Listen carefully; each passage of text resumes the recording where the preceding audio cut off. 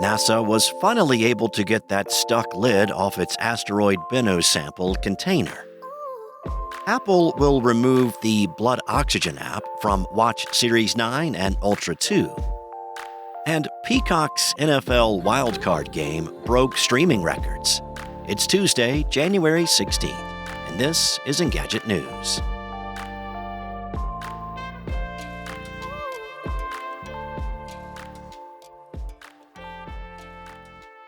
One might think that grabbing a scoop of dirt off an orbiting space rock and then delivering it back to Earth would be the most complicated part of an asteroid sample collection mission. But the real challenge, it turns out, is actually opening that sample container once it's back home.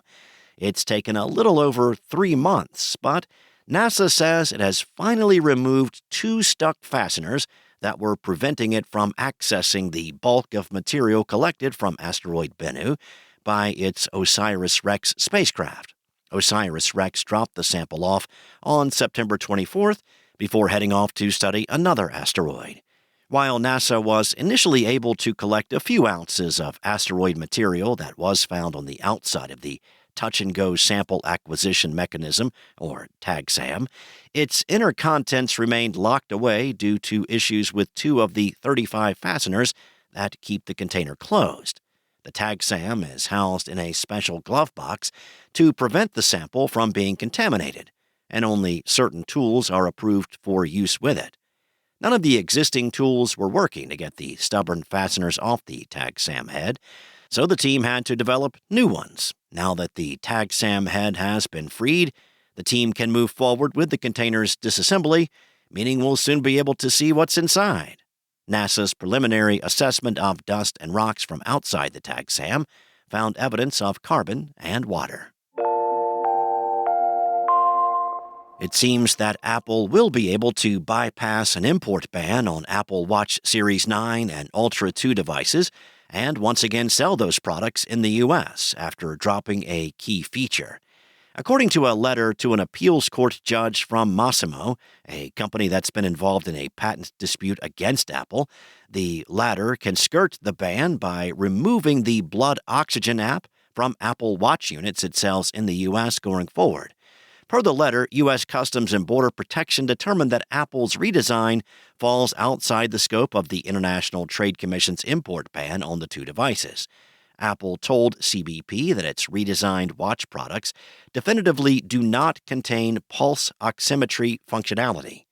According to Reuters, however, the CBP decision may be upended if the ITC disagrees.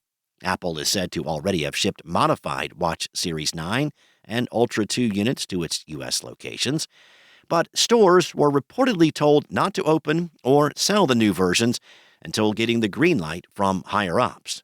According to 9to5Mac, Apple's concession won't affect those who already have an Apple Watch with pulse oximetry features.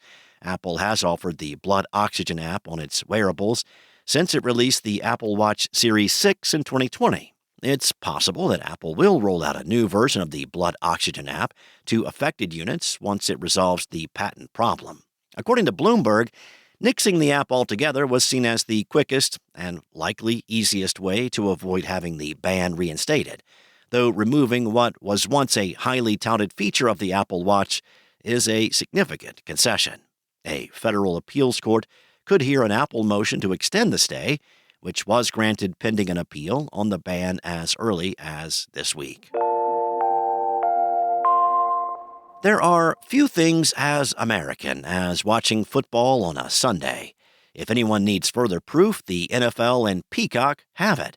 The January 14th Peacock exclusive AFC wildcard has set a new record for the United States' most streamed live event in history. According to a joint release from NBC-owned Peacock and Comcast, the Kansas City Chiefs versus Miami Dolphins game, the first playoff ever exclusively live-streamed, reached 27.6 million viewers. Peacock also claims that the live stream is to thank for the most internet usage in a single day across the U.S., taking up 30% of internet traffic. However, the current data is courtesy of Nielsen's custom fast national live and same-day data, with official numbers coming out on Friday the 19th.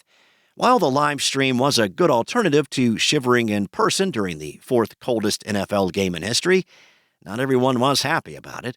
The game was available to Miami and Kansas City viewers on local NBC affiliates.